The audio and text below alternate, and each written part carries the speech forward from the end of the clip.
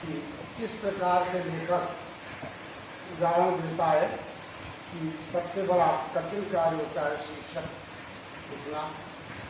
और इसीलिए शेक्सपियर ने अपने एक नाटक का नाम रख दिया एज यू लाइक, जैसा तुम चाहो, और वो जो शीर्षक चाहो रख।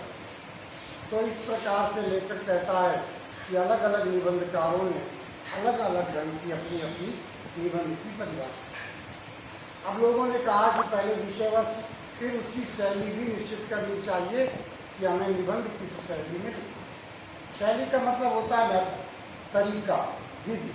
किस विधि से हम अपने निबंध को लिखना चाहते हैं। भाषा कठिन है, प्रभावपूर्ण है, मतलब जिसको जल्दी पढ़ा जा सके।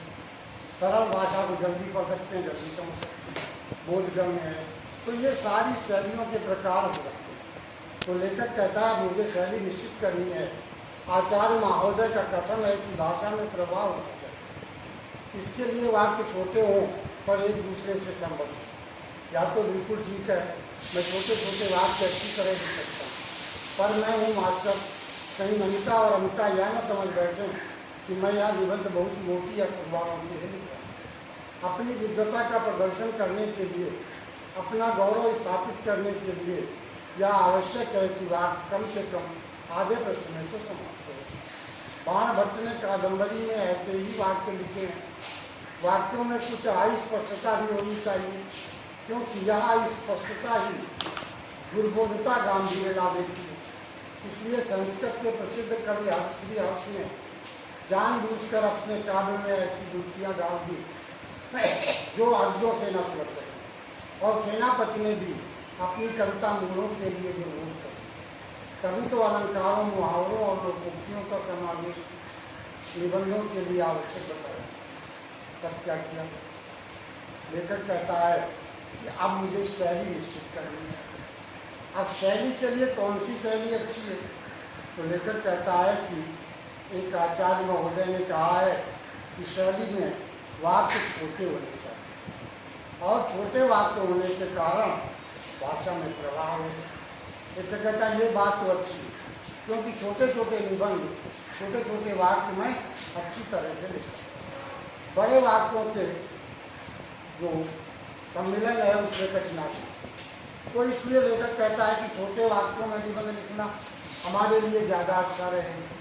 लेकिन इसमें एक खतरा ये है कि मैं स्कूल मास्टर हूँ और हमारी दोनों भतीजियाँ अमिता और नमिता, जब मैं ज़्यादा सरल लिख दूंगा तो वो सोचेंगी कि चाचा जी हमें बेवकूफ़ समझ रहे हैं, इसलिए ऐसा आसान सा निबंध लिख करके देखिए। अपने आप को ये न समझ बैठे हैं कि वो बहुत मोटी अकल वालों के लिए लिखा है। अब अपनी विद्वता का प्रदर्शन करने के लिए कुछ तो कुछ करना ही चाहिए। तो लेखक कहता है कि वहाँ भट्ट ने ऐसे ऐसे वाक्य लिखने चाहिए जिसमें आधे पृष्ठ में वाक्य समाप्त। कादम्बरी नाम की एक उनका ग्रंथ है, उसमें कादम्बरी और महाश्वेता की और चंद्रापीठ की कथा है। तो उसमें उन्होंने एक एक वाक्य आधा आधा पेज का, वो भी संस्कृत में संज के माध्यम से लिखा। तो उसे समझना बड़े बड़े विद्वानों के लिए कठिन पड़ जाता है। बिना विच्छेद के, बिना उसका विन्यास किए पढ़ना भी कठिन होता है, समझना तो दूर की बात। तो यही बात लेखक कहता है कि विद्वता तभी व्यंग करता है कि बड़े बड़े वाक्य लिखने से विद्वता नहीं आती। वाक्यों का मर्म हो, वाक्य छोटे हों, प्रभावशाली हों, तो निबंध अच्छा। लेखक कहता है इसी प्रकार से श्री हर्ष ने अपने काव्यों में कुछ ऐसी गुत्थियाँ छोड़ दी कि उन्होंने अनिश्चिततापूर्ण वातावरण पैदा कर दिया। कुछ ऐसे पात्र डाल दिए, कुछ ऐसे शब्द डाल दिए कि जिनके विषय में कोई जानता नहीं, केवल कवि ही जानता है। जैसे एक उदाहरण के लिए मैं एक उदाहरण दे रहा हूँ, रामचरितमानस में तुलसीदास जी ने एक जगह लिख दिया यही अवसर एक तापस है, और इसके बाद मौन हो गया। अब कोई भी विद्वान उसको पढ़ता है कि उस समय एक तापस आया, कौन था, कहाँ से आया, क्यों आया, क्या किया, इन सारी गुत्थियों का कोई जवाब नहीं। ऐसे ही हर्ष के काव्य में भी सेनापति हिंदी के कवि हैं, उनकी कविताएं भी बड़ी कठिन हैं। वैसे तो केशव की भी कठिन है, लेकिन सेनापति ने क्योंकि छंद विधा में लिखा है तो उनकी कविताएं भी दुर्बोध हैं, बड़ी कठिनता से समझ में आने वाली।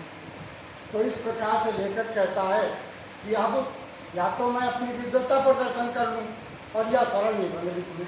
छोटे छोटे वाक्य होंगे तो निबंध तो सरल होगा, लेकिन मेरी विद्वता में प्रतिचिन्ह लग जाए, तो अब करूँ तो क्या करूँ। लेखक इसी असमंजस में